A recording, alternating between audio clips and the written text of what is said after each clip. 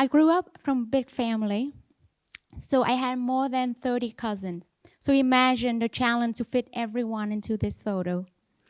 So every time we get together, either for New Year's Days or for the holidays, there's not a single moment of silence in the house.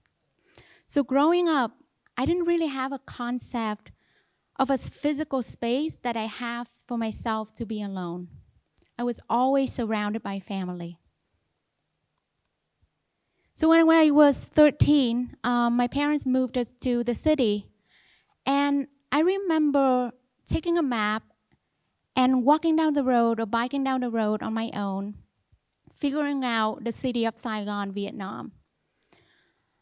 Among the strangers on the street, on motorcycles, in shops, I felt oddly peaceful being on my own, finding my way around in this exciting, unfamiliar place. So that in the middle of the hustles and bustles of the city of Saigon, I found my solitude. And that was the solitude that I knew as a teenager. So fast forward to the years that I spent in the United States. I moved to California on my own for education. And I remember the first day when I moved into my apartment, the silence, the solitude. This time it was different, but I wasn't lonely. I enjoyed the new independence and the space for my own thoughts. So throughout my years in university, I would go out to spend time with friends, but I always enjoyed those quiet evenings where I get to stay in my apartment, studying, cooking meals, listening to music, spending time with my pets. And that was the solitude that I knew when I was a young adult. And then I went to a master program, and that was my first experience being able to carry out independent research. And I stumbled on this book, Solitude, Seeking Wisdom in the Extremes. Now, the idea of walking away from the city, removing yourself completely from society, going to the wilderness to find solitude, while it sounds nice, it was unfamiliar to me. I have always found solitude in the city among people and in my apartment. So the more I read about solitude, I learned that historically, solitude has been portrayed in extremes. So when we hear the word solitude, we often think of solitary confinement. This prison practice has been featured in the media, in movies, TV shows, which we were exposed to at a young age. Now, to be clear, this is a horrible punishment. But historically, one interesting historical fact is that when it was first experimented in the Walnut Street jail in Philadelphia, it was rooted in a noble motivation. So the Quakers, a religious group in Pennsylvania, they believed that by separating the prisoner from the evils of the world, mimicking the practices of a monk in a monastic cell, that would give the prisoner the time to heal. So we all could have guessed how that experiment went. But what I want to show you here is the two extremes. So on the one side, we often associate solitude with solitary confinement. Throughout human history, many societies have used this practice to excommunicate people from the group. On the other side, we associate solitude with religious monks practicing extended periods of solitude to seek connections to God. Now, while this side might have a more positive and respectable connotation, both extremes don't present to people like you and I that solitude is something that is applicable to us.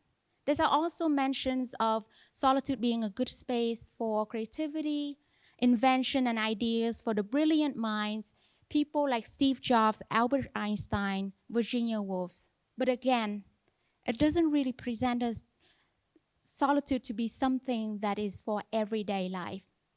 Well, the evidence is quite the opposite. solitude does happen in our everyday life. So in data that I collected through YouGov from adults in the US and the UK, I found that most adults spend on average between 2 and 4 hours per day in solitude. And in this case, we define to the respondents solitude as a time when you spend away from social interaction, either in person or remotely, such as on the phone or online. Now, ordinary people, we have been doing this, but maybe we just haven't admitted to this desire as much a few decades ago. Because we live in the world nowadays where solitude is no longer just associated as a life sentence. For many people, it is a life choice. There are more and more people in the developed world now that live alone and do choose to live alone. So words like solitude, alone, solo, single, in and of themselves only just mean that you're either doing things or being without company.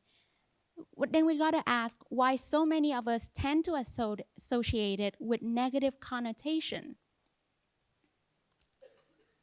So the increased recognition of solitude in the modern world have got some of us researchers ask the question, maybe there's something more valuable to solitude that we have not noticed. Now, you probably thought that I'm here today to convince you that solitude is good. That's not what I'm here to do.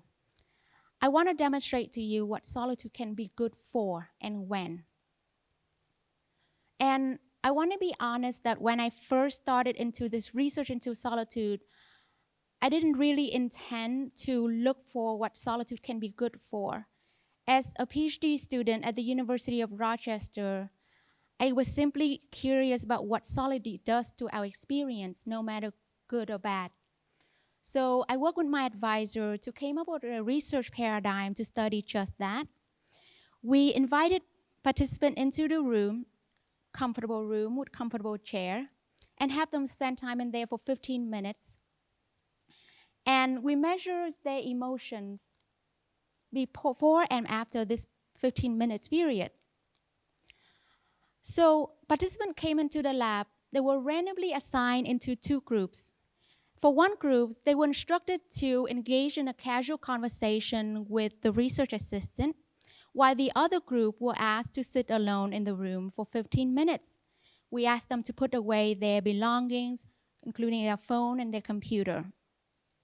Now, originally, I thought that, from the literature, when we ask people to sit alone, put away their phone, they probably would experience more negative emotion. But what we found surprised us is that after 15 minutes of sitting alone, people show drop in both positive and negative emotion. So now, some of you have probably already picked out that the emotion items I show to you here only represent one dimension of our emotional experience. They are positive and negative emotions that are also kind of high on arousal level, kind of activating emotion like excitement, enthusiasm, anger, anxiety. In psychology, aside from thinking about emotion as just positive or negative, we also distinguish the high arousal emotion from low arousal emotion, which also have positive and negative kind. When I included those low arousal emotion in my follow-up study, I found that I went up. So the takeaway from this set of findings is that while we might thought that when we have people sitting in a room for 15 minutes and take away their phone and any activity, that would cause them to feel upset, what we found here is that solitude actually brings down those strong emotions like excitement and enthusiasm, but also anxiety and frustration.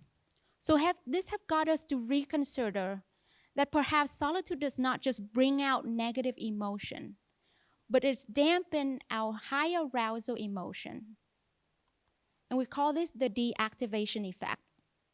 Now, this deactivation effect got us to provide us a framework to think about, to explain and think why being alone has been nominated as one of the top activities that adults do for rest.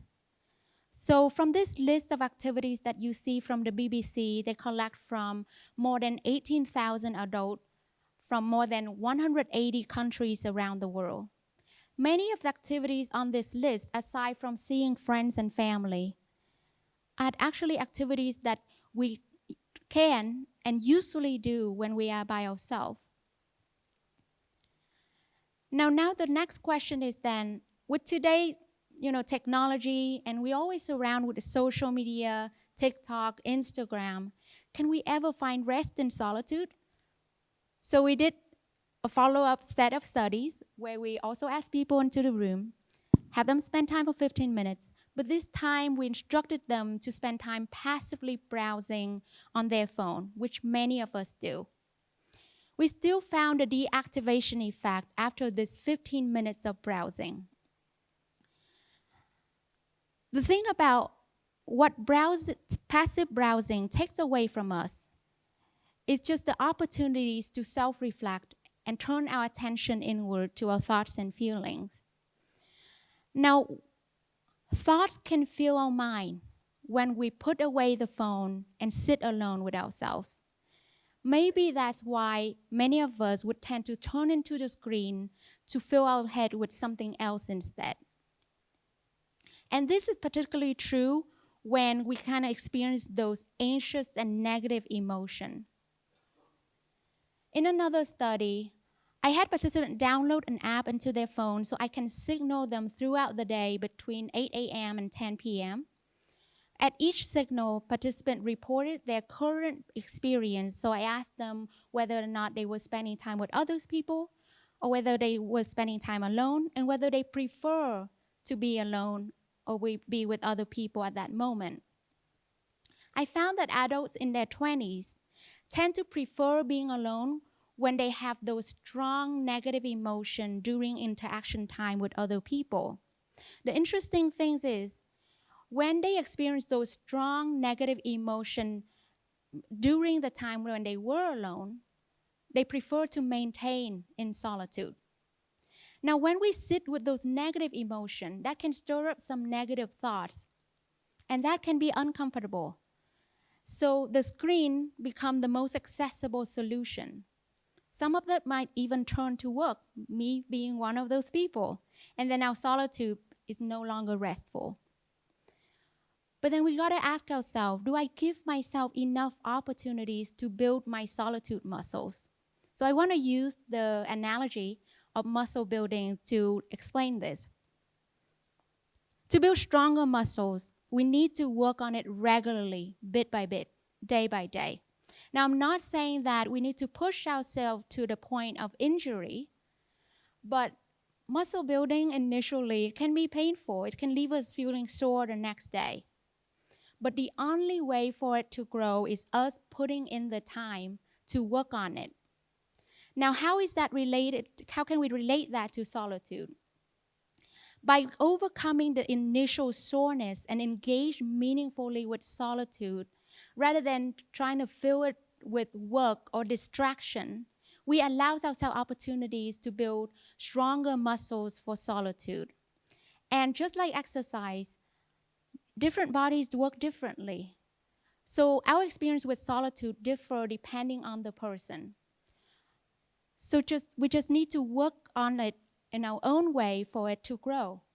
So my suggestion is to start small. So after a long lecture, just take a short walk around the campus. During a stressful day at work, take a break, walk away from your desk, have some tea and coffee at the bench. After a long day, have some time on your own to do some reading, work on your hobbies. And of course, we can even support each other to have time and space for solitude. So parents, teachers, friends, significant others, employers, do you give the people around you time and space for solitude? Now we enjoy each other's company. And social interaction can bring us so much joy.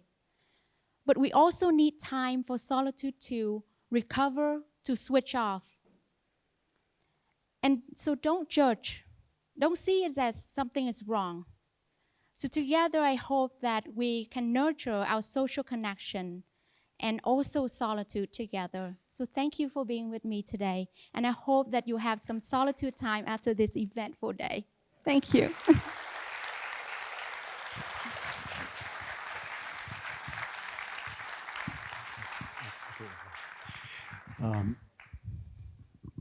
The writer Alain de Botton, is that a person you come across? So that was Robert Kuhn from Okay. the, No. Yeah. Sorry. yeah. I was bringing up another yes. writer, Yeah. Alain de Botton, who wrote something akin to that.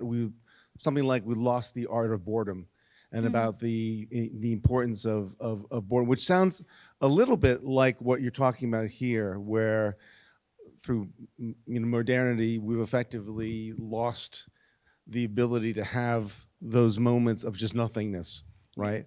And I was thinking while you were talking that there's this whole kind of movement about kind of harking back, not in a romantic way, but in a scientific way, to a kind of pre-modern era. So in food, like the whole sort of unprocessed food, whole foods thing is effectively, let's go back to an era before there was technology existed to just whip all this stuff up and just make it instantly available and highly, palatable and all this sort of good stuff.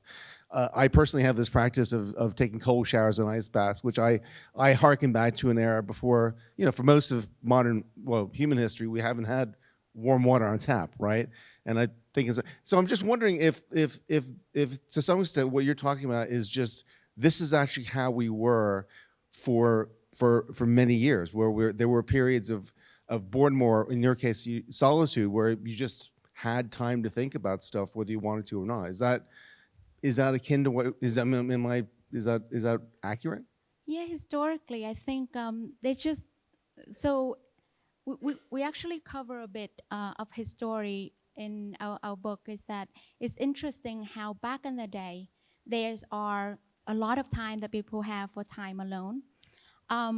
But generally, the idea of solitude is actually somewhat of a fancy idea that only the privileged and rich people, Sure. when they don't have to work in the field, they get the time to sit and reflect and read and stuff like that.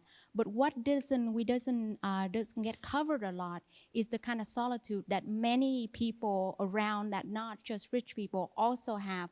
But perhaps we just don't have that physical space in terms of a private room where you can find that space for yourself. So yeah, there's a lot of overlapping between solitude, boredom, privacy, a sense that it just changed throughout history. Yeah. Yeah. I'm just wondering, solitude, because obviously, you're talking about historically, obviously things are different in the sense that we now have, in the sense of ubiquitous technology, ubiquitous media available to us virtually any time. And whether or not solitude is almost a modern response to modernity, to give us back some of that space to allow us to be as we developed in some sense. Yeah, but I kind of don't want to buy into that sensational idea that we don't have solitude in this modern world. I do think that we do. And even when I continue to collect data and interview people, many people actually, the two groups that I'm studying right now is first-time mothers and retirees. They have many time for themselves that they tend to fill with activities or social interaction. Yeah. But we do have that time. And even the group that we tend to kind of pick on a lot is the young people that pick up their phone. I say they have their solitude too. But it's just that we probably just don't recognize or attribute a lot to it. Okay. We kind of see that as just more the downtime, the time when we don't have social interaction. So what I would try to actually suggest is that we do have that time. And you all have that time. We kind of just have to reclaim it. And if perhaps that time is not so great for you or for me right now, then we might maybe think a little bit about it and then like, oh, what can I fill that time? How can I reclaim that time so that it's mine? And it's not just a filler between social interaction. Okay. Yeah. Interesting. Thank you so much. Thank Thuy-vy. you. Great to see you. Thank you.